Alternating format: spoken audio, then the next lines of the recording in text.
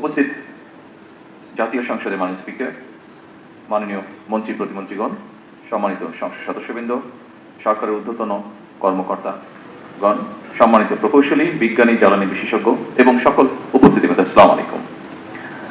আজকের এই ঐতিহাসিক মুহূর্তে আপনাদের সকলকেই জানাই আন্তরিক শুভেচ্ছা এবং অভিনন্দন। আজকে আমরা এমন একটা উদ্যোগের উদ্ভাবন করছি যা শুধু একটি বিদ্যুৎ উৎপাদনের উদ্যোগই নয়, বরং এটা বাংলাদেশের টেকসই ভবিষ্যতের একটি প্রতীক।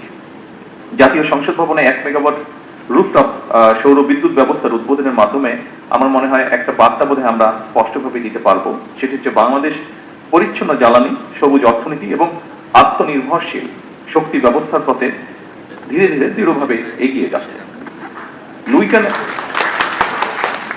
উপস্থিতিবৃন্দ, লুইকানে নির্মিত, নকশায় নির্মিত এই জাতীয় সংসদ ভবন অবশ্যই আমাদের গণতন্ত্রের প্রতীক এবং আজ সেই ভবনের ছাদে শৈল শক্তিকে কাজে লাগিয়ে আমরা মনে হয় প্রমাণ করার চেষ্টা করছি নেতৃত্বে কেবল নীতিটি নয়, বরং বাস্তব কর্মকাণ্ডেও প্রতিফলিত হতে হবে। উপস্থিতিবৃন্দ, বাংলাদেশ আর জ্বালানি খাতে স্বনির্ভরতা অর্জন করতে চেষ্টা করছে। আমাদের অর্থনীতি সম্প্রসারিত হচ্ছে, শিল্পায়ন বাড়ছে, বিদ্যুতের চাহিদাও দ্রুত গতিতে বৃদ্ধি পাচ্ছে।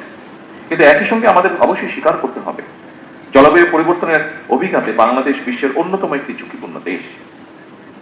সমুদ্র পৃষ্ঠের উচ্চতা বৃদ্ধি, অনিয়মিত বর্ষণ, ঘূর্ণিঝড় এবং নদী ভাঙন এসব আমাদের প্রতিদিনের বাস্তবতা এবং সে কারণেই টেকসই জ্বালানির পথে অগ্রসর হওয়া এখন আর শুধু পরিবেশগত দায়বদ্ধতা নয়, বরং এটি আমাদের অর্থনীতি এবং জাতীয় নিরাপত্তার অপরিহার্য একটি অংশ। উপস্থিতিবৃন্দ, সৌরশক্তি সেই সম্ভাবনার সবচেয়ে উজ্জ্বল দিক। আমাদের বাংলাদেশে প্রতিদিন গড়ে প্রতি বর্গ কিলোমিটারে 4.5 থেকে 5 কিলোওয়াট ঘন্টা সৌর বিকিরণ পায়। আমাদের অসংখ্য ছাদ, শিল্প এলাকা, খোলা জমি এবং উপকূলীয় অঞ্চল নবায়নযোগ্য জ্বালানির বিশাল সম্ভাবনার ধারণ করে আছে। গত 1 দশকে বিশ্বব্যাপী সৌর বিদ্যুতের উৎপাদন ব্যাপকভাবে হ্রাস পেয়েছে। ফলে সৌরশক্তি এখন কেবল পরিবেশ বান্ধব নয়, অর্থনৈতিকভাবে অত্যন্ত কার্যকর একটি সমাধান। আজকের এই প্রকল্প সেই বৃহত্তর যাত্রারই অংশ।